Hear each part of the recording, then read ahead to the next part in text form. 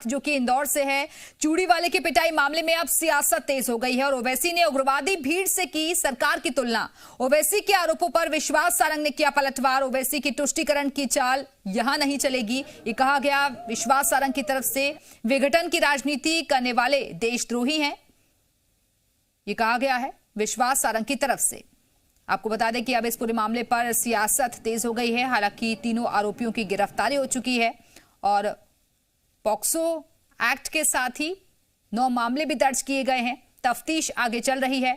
Collector से भी स्पष्टीकरण मांगा गया है नोटिस जारी करके। लेकिन दूसरी तरफ ओवैसी ने उग्रवादी भीड़ से की सरकार की तुलना। ओवैसी के आरोपों पर विश्वास सारंग ने भी पलटवार किया है, जवाब दिया है। ओवैसी की तुष्टीकरण की चाल यहां नहीं चलेगी, विघटन की राजनीति करने वाले देशद्रोही हैं ओवैसी।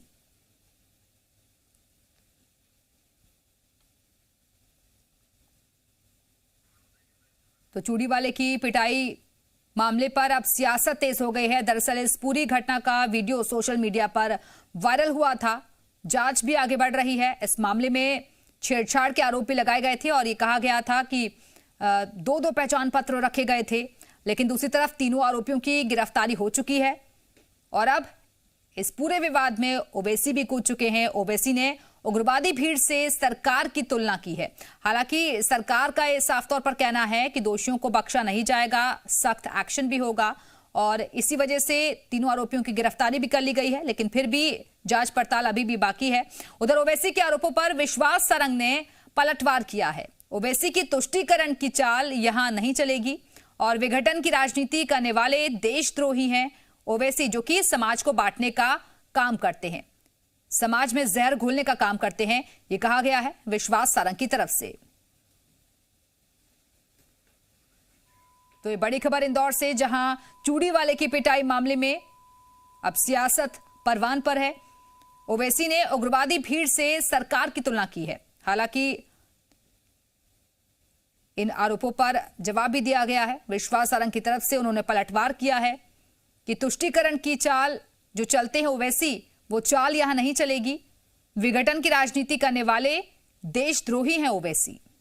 जब जब इस तरीके के विवाद सामने आते हैं तब आपने देखा होगा कि अक्सर ओवैसी भी अपने बयानों के जरिए चर्चाओं में आ जाते हैं और ये घटना का वीडियो भी आपको दिखा रहे हैं सोशल मीडिया पर। तेजी के साथ ये वायरल हुआ था।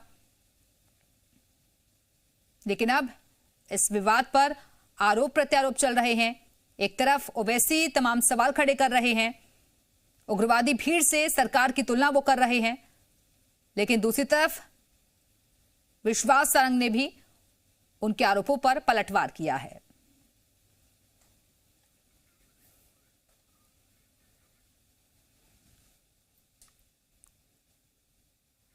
तो ये ट्वीट किया गया है असदुद्दीन ओवैसी की तरफ से कि इंदौर में चूड़ियां बेचने वाले को उग्रवादी भीड़ ने बेरहमी से पीटा। उग्रवादी से तुलना की गई है सरकार की। अब पुलिस ने तस्लीम के खिलाफ ही एफआईआर दर्ज कर ली। ये ट्वीट जो किया गया है असदुद्दीन ओवैसी की तरफ से, वो आपको दिखा रहे हैं। चूड़ियां बेचने वाले तस्लीम को इंदौर में एक उग्रवादी भीड़ ने बेरहमी से पीटा। अब पुलिस ने तस्लीम के खिलाफ ही एफआईआर दर्ज कर दिया। तस्लीम का जुर्म यह है कि वो मुसलमान होने के बावजूद चुपचाप सब कुछ सह रहे थे। चुनी हुई सरकारों और उग्रवादियों में कोई फर्क नहीं होता है। उग्रवादी भीड़ से सरकार की तुलना असदुद्दीन ओवैसी कर रहे हैं। हालांकि उनके आरोपों पर पलटवार किया गया विश्वास सारंग की तरफ से। दरअसल इस पूरे मामले में पुलिस ने तस्लीम के खिलाफ एफआईआर दर्ज कर ली है। पॉक्सो एक्ट के तहत केस दर्ज किया गया है क्योंकि छेड़खानी की बात भी सामने आ रही थी।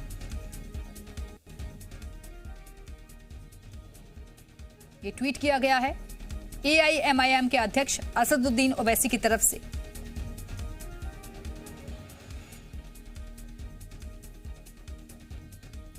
तो इस वक्त की बड़ी खबर इंदौर से, जहां चूड़ी वाले की पिटाई मामले में ओवैसी ने ट्वीट किया है, सरकार को घेरने की कोशिश की गई है। अब ये विवाद बढ़ता हुआ दिखाई दे रहा है।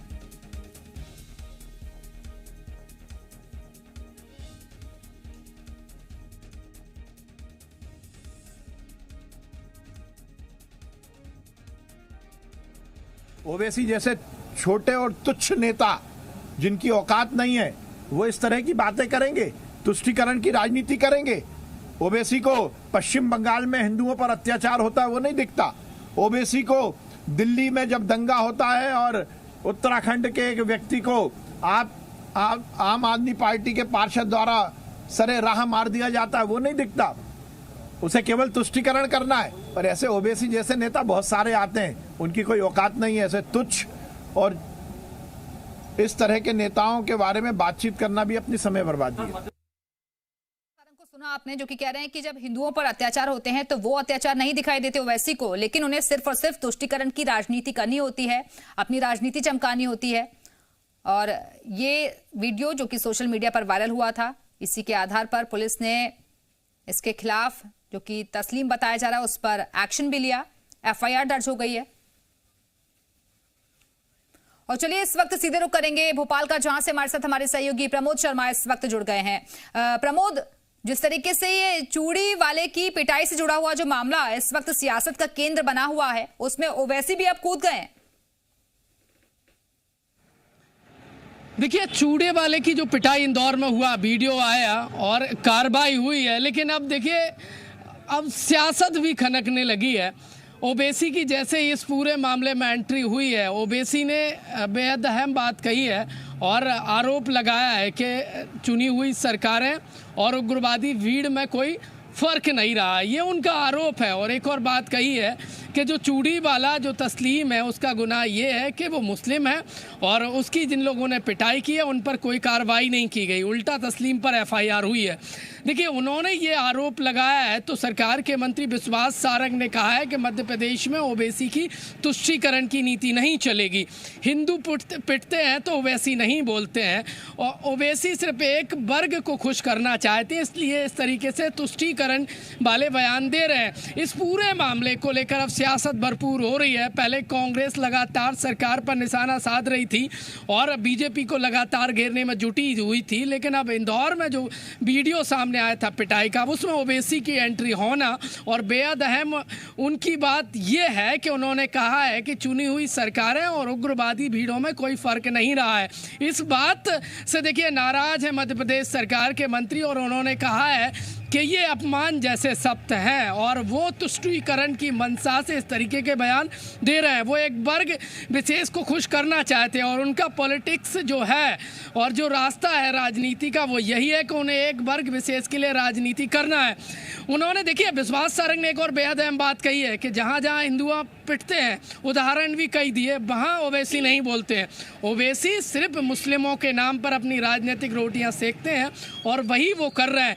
मध्य प्रदेश में देखिए उन्होंने कहा है कि पुलिस ने जो कार्रवाई की है वो तथ्य के आधार पे की है। एक मासूम के साथ छेड़छाड़ की थी चूड़ी वाले ने, उसके पास कई आधार कार्ड थे जो जांच में सामने आया है, और मासूमों से जो छेड़छाड़ करेगा पुलिस कतई बर्दाश्त नहीं करेगा। मध्य प्रदेश शांति का टापू है।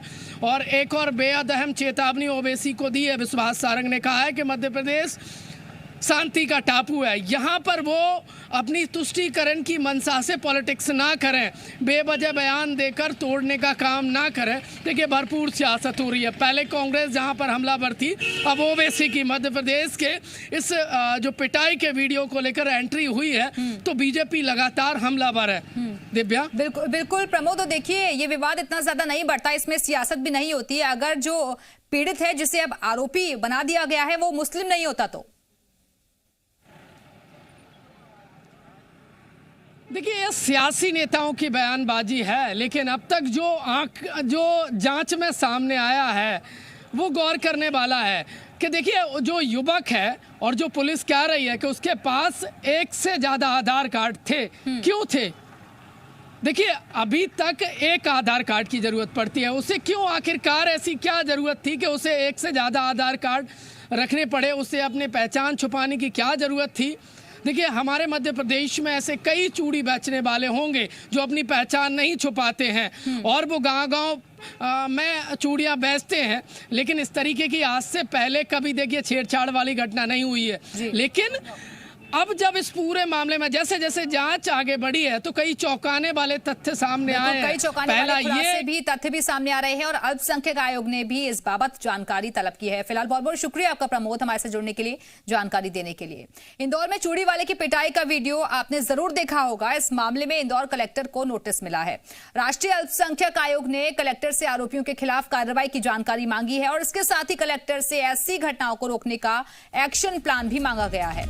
आपको बता दें कि कल इंदौर के बाड़गंगा इलाके में एक चूड़ी वाले की पिटाई का वीडियो सोशल मीडिया पर वायरल हुआ था, जिसके बाद कार्रवाई करते हुए पुलिस ने तीनों आरोपियों को गिरफ्तार कर लिया था। देर रात सेंट्रल कोतवाली थाने के बाहर कुछ लोगों ने प्रदर्शन किया। कलेक्टर के मुताबिक इस प्रदर्शन के पीछे एसडीपीआई और पीएफआई का हाथ होने की आशंका है। इस मामले में 3 नामजद समेत 28 लोगों के खिलाफ मामला दर्ज किया जा चुका है। एक नाबालिग ने बाड़गंगा थाने में शिकायत दर्ज कराई कि चूड़ी वाले ने उसके साथ छेड़खानी की थी। इस शिकायत के आधार पर पुलिस ने युवक के खिलाफ पॉक्सो समेत 9 धाराओं में एफआईआर दर्ज कर गिरफ्तार भी कर लिया है।